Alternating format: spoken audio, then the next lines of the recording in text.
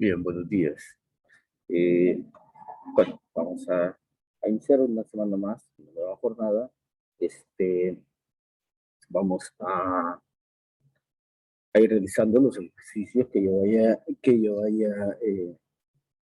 vaya diciendo. Ya es parte de la primera jornada, digamos, de tipo formativo en esta ocasión, que se va a trabajar con, bueno, ya se había trabajado con el libro, ahora vamos a estar trabajando con el libro ya un poco más, un poco más frecuentemente, este, ya tiempo suficiente para que ya lo hayan podido adquirir, ¿verdad? Así que vamos a trabajar con algunas cosas con el libro.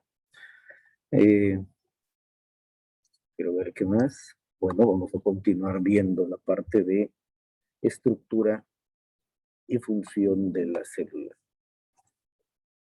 Y aquí nos vamos a referir este, con función a todo lo que tenga que ver con metabolismo, ¿sí? Entonces, al hablar de metabolismo, nosotros estamos diciendo fundamentalmente reacciones químicas. Entonces es importante que vayamos recordando un poco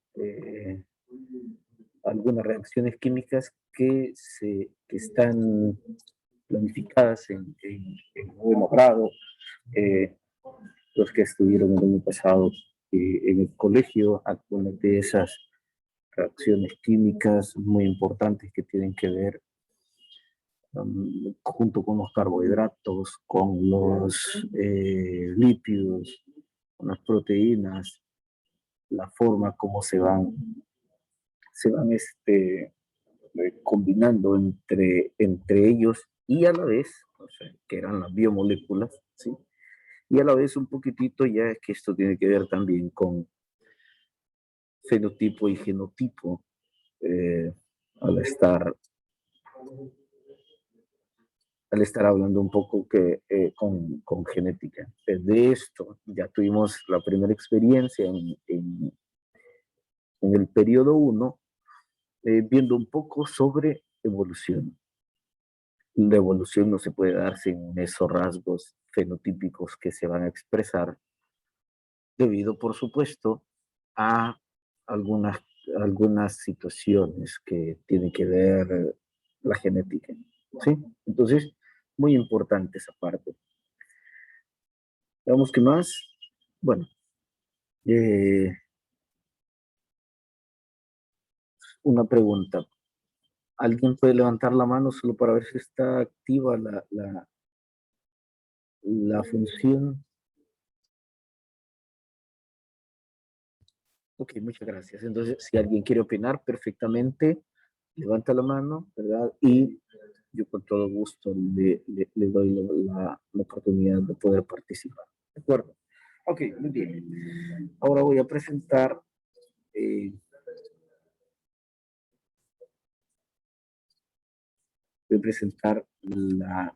la jornada de hoy. Bien, continuamos viendo, tal como les decía, relacionado a la célula, vimos un poco el cambio, la evolución que tiene que ver con célula procariota y eucariota. Eh, Algunas estructuras las repetimos, las miramos nuevamente y otras únicamente nos va a servir para relacionar, ¿de acuerdo? Pero ahora vamos a comparar un poco la célula animal de la vegetal. Este, déjenme ver.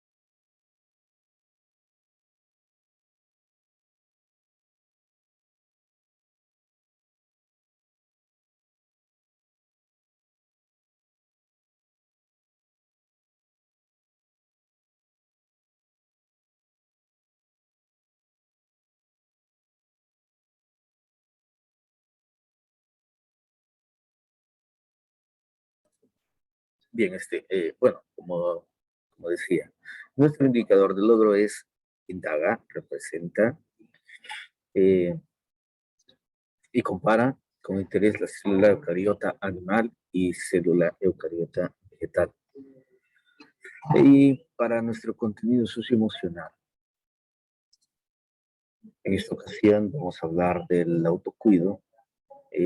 Como parte de ese autocuido también está todo un conjunto de metas, de estrategias, ¿cómo se llama? Desafíos que nos vamos a ir enfrentando en el tiempo. Y eso va a ser muy importante para autocuidarnos de una forma integral.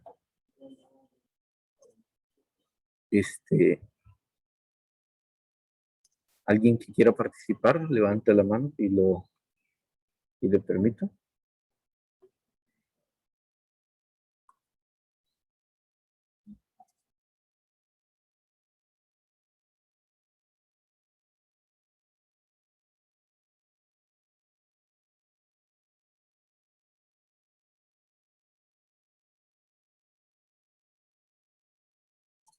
Bueno, fundamentalmente lo que dice la reflexión abajo, ¿sí? El autocuidado contiene varias ramas y para poder hacerlo de forma integral es necesario incluir motivación, planificación, objetivos, el mismo aprendizaje y como resultado vamos a tener la superación personal. Esta superación personal, si queremos éxito, también es necesario el autocuidado. Entonces, bien, vamos a superar cualquier dificultad que se vaya presentando en el camino. ¿De acuerdo? Bien, teníamos un poco la semana anterior de cómo ir resolviendo eh, esta, eh, estas preguntas. Por ejemplo, la teoría celular moderna plantea una célula como la unidad de estructura, función y reproducción. ¿Sí? Esas son fundamentalmente las características que va a tener la teoría celular. Presenta la célula, o sea, que es la unidad estructural, porque eh, dependiendo del tipo de célula, así también van a ser los seres vivos, ¿sí? Los organismos cuando ya están evolucionados. Fisiológica,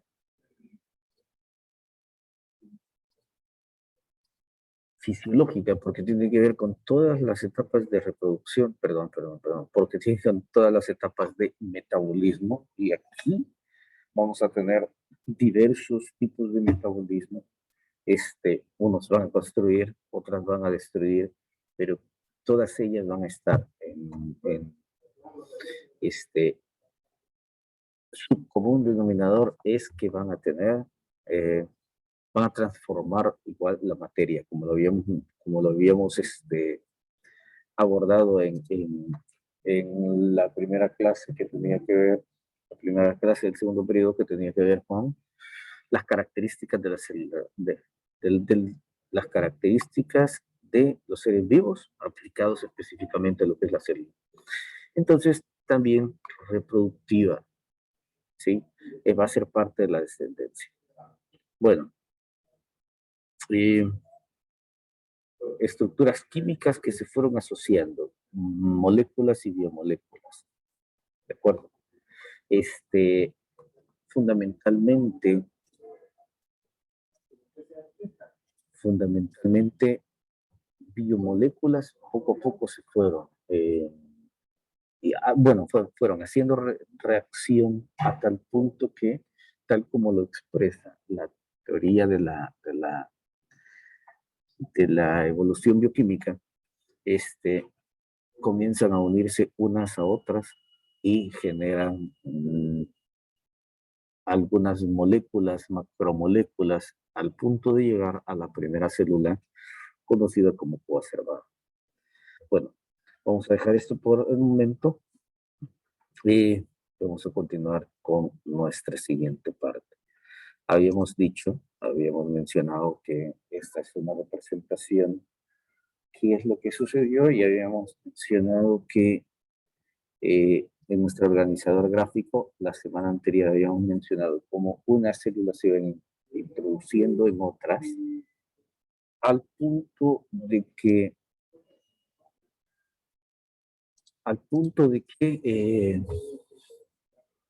generaron una forma de vida, y estas nuevas formas de vida evolucionaron, bueno, en sí, coevolucionaron, y gracias a esa situación, en cierto momento,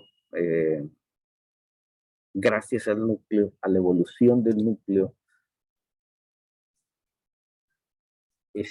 gracias a la evolución del núcleo, hay,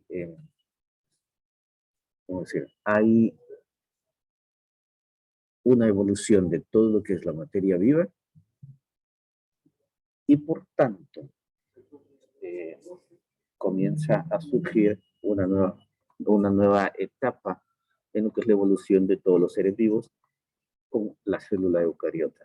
Claro, para todo esto hubo que modificar el entorno, el ambiente, y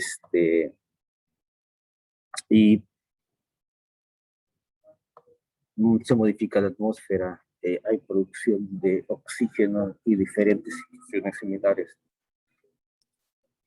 de forma bioquímica, y bueno, se estabiliza y se generan los primeros protistas, ¿sí?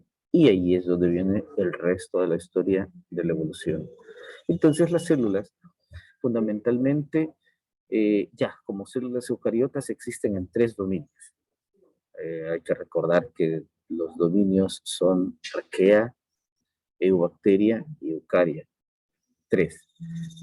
Entonces, todo lo que tiene que ver con células eucariotas están fundamentalmente en el dominio eucaria.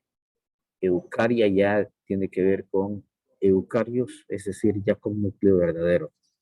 ¿Quiénes son? Protistas, hongos, plantas y animales. 4 reinos han evolucionado a tal forma que ya todas sus funciones tienen que ver ya de una forma este, completamente organizada, que ya tienen eh, una división celular, llamémosle avanzada, que eso lo vamos a ver a finales de este segundo periodo. Podemos mencionar entonces que en cuanto al tamaño, en promedio, una célula una célula eucariota es unas 10 veces más grande, ¿sí? Claro, si estamos hablando de que hay gran cantidad de, de organelos que se fueron uniendo, ¿sí? Y estamos mencionando que parte de estos organelos es, fueron células o sea, hace millones de años. Entonces, claro, la cantidad en cuanto a volumen debe ser necesariamente más grande, ¿sí? Eh, en cuanto al material genético, ya hay este, pequeños códigos que ya son completamente diferentes, que estos códigos hay pares de bases que son completamente diferentes en cuanto al ADN y al ARN, por supuesto, de las células procariotas con las eucariotas. Bueno, los procesos están más ordenados y están, por supuesto, evolucionados. Y cuando se va a hablar eh, de las membranas incluso, ya tienen una actividad, ya no como las bacterias de que las hablábamos, que eran de peptidoglicano, sino que ya se vuelve una nueva forma de poder filtrar. Ya las membranas son selectivas, ¿sí? Ya hay algunas sustancias que permite ingresar y otras que no va a permitir ingresar. Bien, permítanme un momento.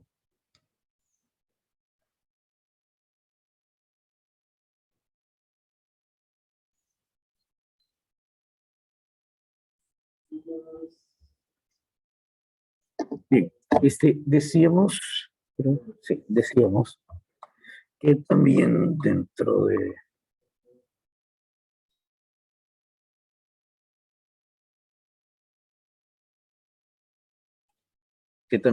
de las estructuras, ya la célula vegetal tiene algunas estructuras extras eh, en cuanto a complejidad. Y muchas de todas ellas van a estar dando unas características muy propias. Por ejemplo, la forma casi hexagonal que podemos apreciar en estas células. Eh, Dependiendo igual en los animales es, pero como me voy a enfocar en las plantas, ¿sí? Entonces voy a hablar de las plantas. Eh, Decía, dependiendo el lugar donde se encuentre la función que vayan a desarrollar, así también va a ser el tipo de células que se va a tener. Por ejemplo, en esta es una célula, este, eh, lo más seguro es que sea de una hoja donde hay gran cantidad de cloroplastos. ¿Por qué hay gran cantidad de cloroplastos? Precisamente porque es el órgano encargado de realizar la fotosíntesis. En,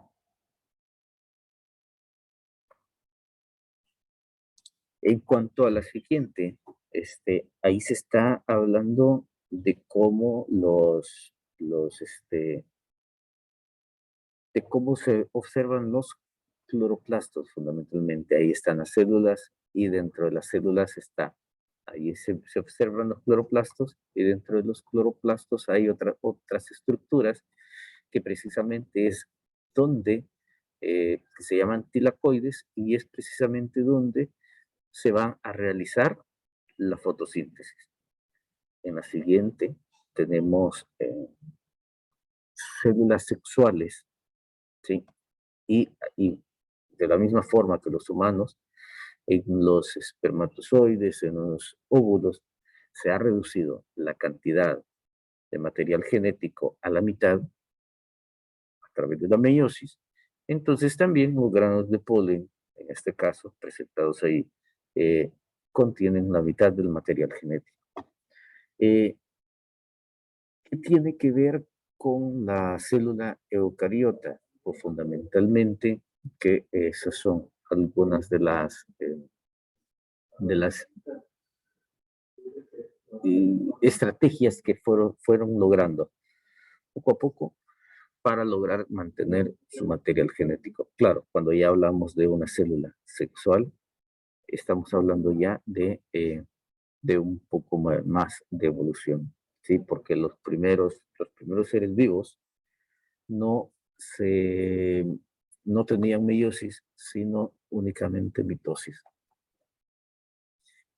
Y seguimos con las estructuras. Veamos, a la izquierda lo que tenemos es, voy a aumentar un poco el tamaño, a la izquierda lo que tenemos es un vacío. Les he mencionado en otras ocasiones que cuando hablamos los bacilos vemos una forma de bastón. Y ustedes pueden decir, pero yo no le veo ninguna forma como regularmente conocemos los bastones. No, precisamente porque este tipo de bastones a los que se le relaciona son bastones de los ojos, ¿sí? Encargados de percepción lumínica. Ok, entonces aquí tenemos como este vacilo aquí, estos son los vacilos, ¿sí? Tienen 2 micrómetros. Tenemos acá una, este, una alga verde azul que tiene 7,5 micrómetros. Es todavía un poco más eh, ancha en su eje transversal, digamos, de esa forma. Y Ya cuando estamos hablando de una eucariota, estamos hablando de 20 micrómetros, es decir, lo que les mencionaba, mucho más grande, ¿sí? Ok. ¿Qué es lo que tenemos en este momento en la pantalla? Vemos como una célula de mayor tamaño, ¿sí?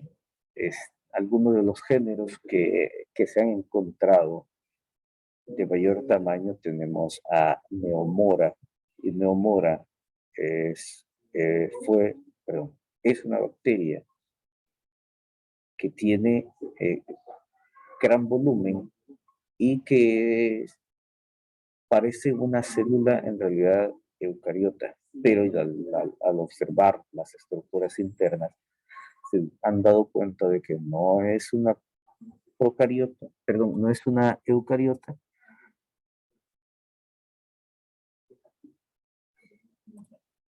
es una eucariota y por lo tanto, este, por ahí va la parte de la teoría endosimbiótica, que es la que está representada en este punto. Una de las células es absorbida por la célula mayor, pero no degradada. Entonces, hay un momento que precisamente por no ser degradada en sí, viene y proporciona ciertas condiciones a la célula gigante, la célula que la tiene en su interior, eh, que es mucho más eficiente todo el proceso metabólico interno. Entonces, precisamente por esa razón, digamos, no le conviene terminarla de consumir, le conviene tenerla ahí. Y esta es la idea de la endosimbiosis.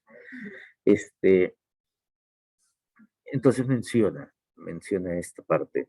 Probablemente la doble membrana de orgánulos como las mitocondrias y cloroplastos se originaron cuando, siendo células procariontes, invadieron otras células.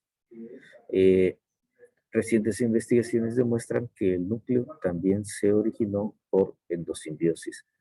Es decir, eh, el núcleo contenía alta cantidad de material genético y alta capacidad de organización. Entonces, tomó y captó, acá lo vamos a tener, tomó y captó información genética de los cloroplastos, tomó y captó material genético de las mitocondrias, ¿sí? Este, y lo introdujo en su material genético, permitiendo así de que toda la célula pudiera tener el mismo material genético y se pudiese crear una estructura completamente igual.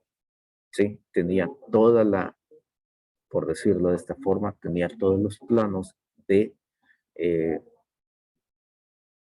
con el cual se iban a estructurar cada uno de los organelos en una siguiente generación. Pudo multiplicarse y eso le ha permitido a este tipo de célula eucariota el poder eh, sobrevivir hasta nuestros días, el poder evolucionar hasta nuestros días, el podernos dar, en este caso se trata de una célula vegetal, pero igual ya en una organización de célula animal, ya nosotros el punto máximo de la evolución. ¿Sí? Muy bien, tenemos algunos organelos que son fundamentales e importantes en las células vegetales.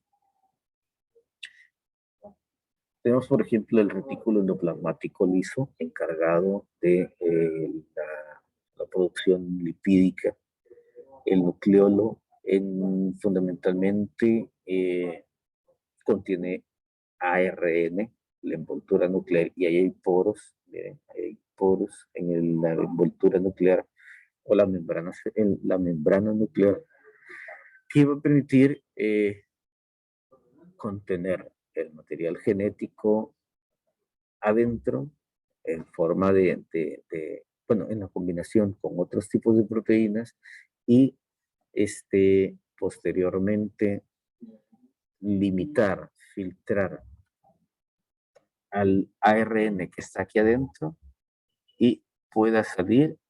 eh, este ARN se crea a partir del ADN que está acá contenido. Lo vamos a ver cuando estemos viendo un poco de, de, de genética, un poco de ADN, todo lo que es la expresión de genes. Hay algunos poros en la pared que se conocen como plasmodesmos, están las mitocondrias y vean, uno de los, no sé, quizás por el énfasis que se le da, se creen, o hay personas que creen, o parecen tener la idea que las células vegetales no tienen mitocondrias, ¿sí? Y entonces dicen de que las plantas solamente dan oxígeno, pero no lo consumen. Y ese es un error, y precisamente por eso algunas plantas no son recomendadas para todo esto. Bien, ahí tenemos igual la mitocondria, tenemos en este caso el núcleo, y vamos a ir explicando cada uno de estos detalles. Pero antes de pasar a la siguiente jornada, aquí les dejo el drive que está en la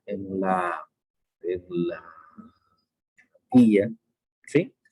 Y vamos a comenzar a trabajar con las actividades de la página 57 y 59 del libro, y van a tener que subirla específicamente a esta carpeta de drive. ¿De acuerdo? Muy bien. Quedamos hasta acá.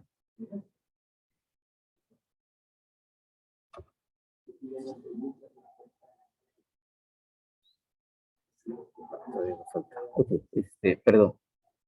Entonces, era adelantando un poco esta parte, ¿de acuerdo? Quiero ver. Entonces decía, hay algunas estructuras muy importantes, y estas estructuras que son muy importantes eh, son vitales y nos van a permitir estructurar lo que es nuestra célula, ¿de acuerdo? Bien, tenemos el núcleo y, como había dicho, contiene diferente cantidad de material genético.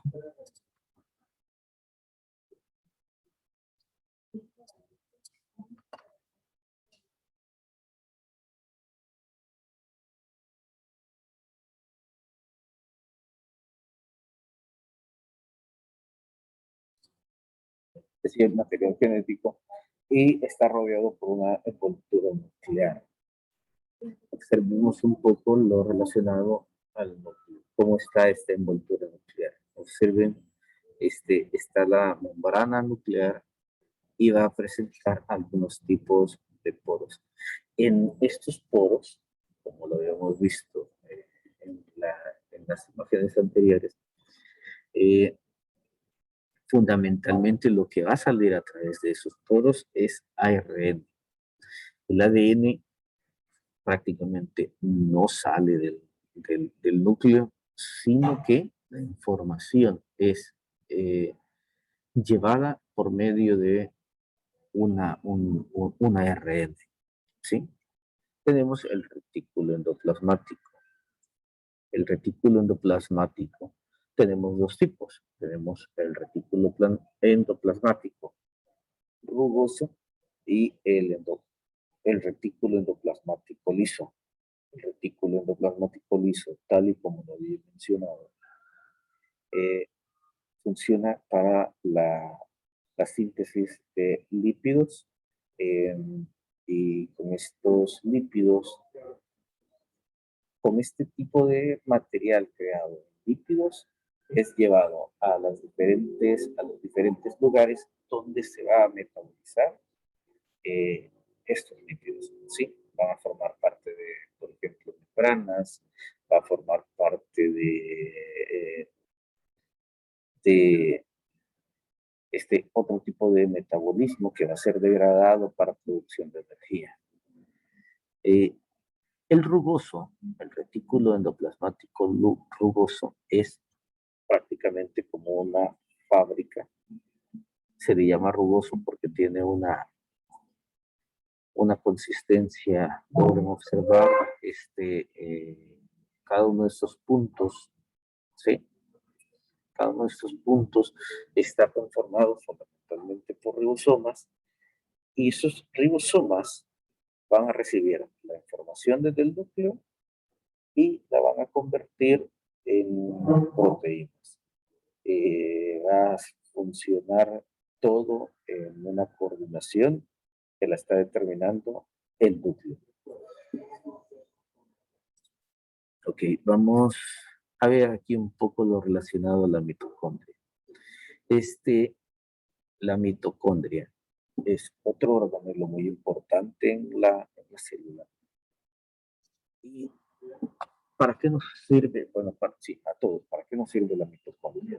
Es la que se encarga de metabolizar fundamentalmente la glucosa. Muchos azúcares que nosotros consumimos son convertidos a material como la glucosa, o material que, tal como lo vamos a ver en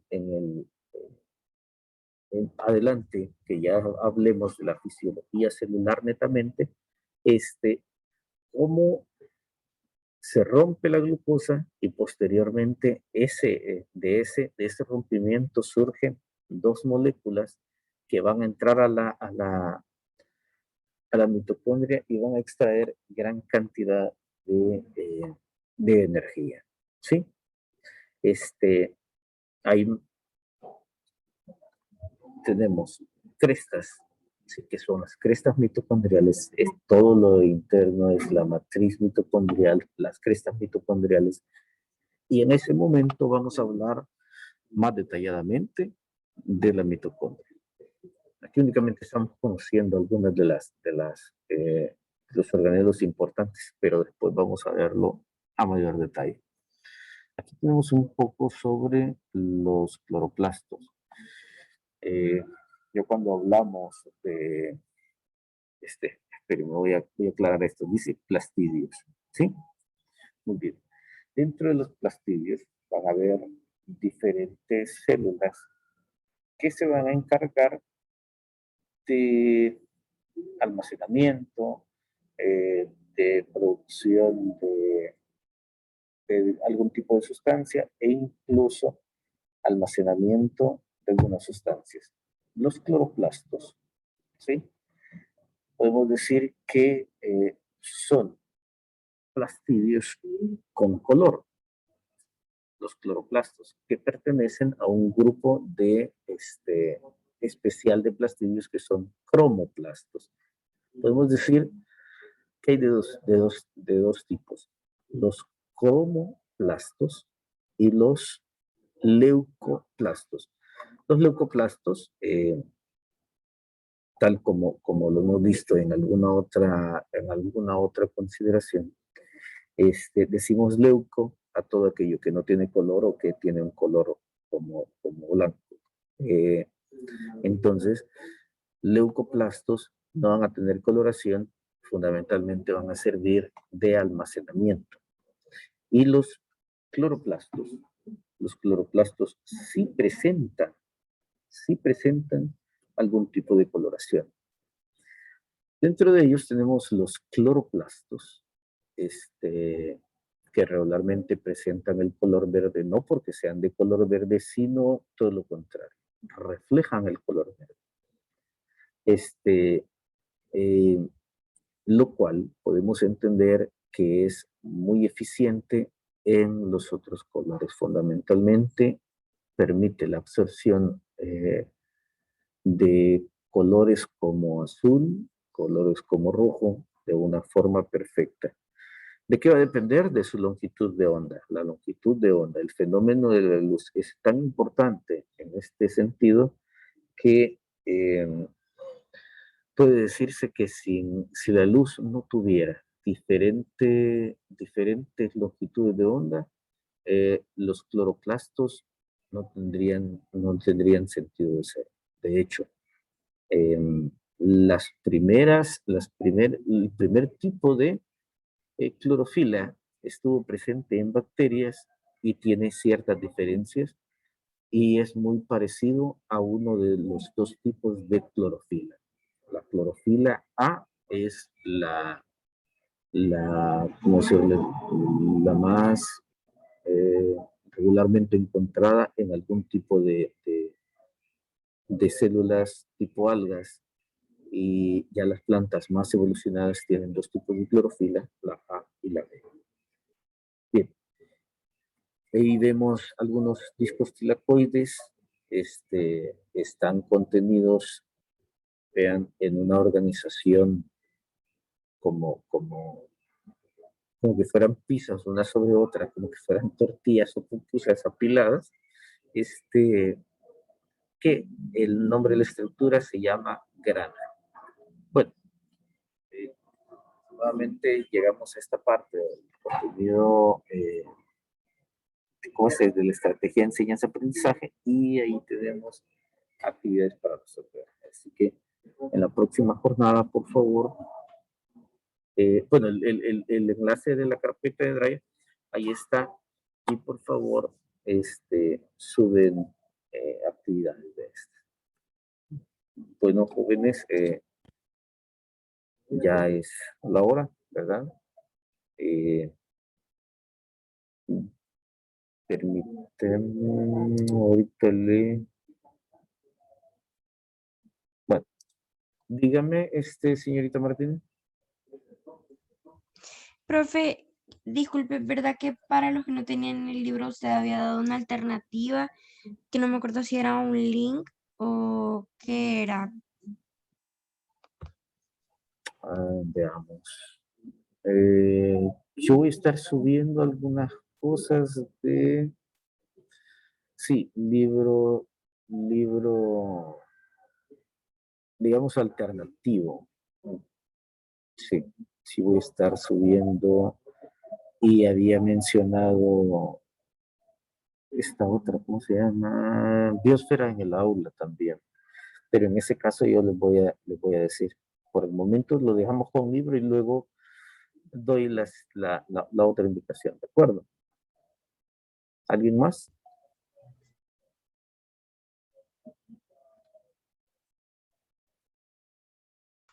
Gracias, profe.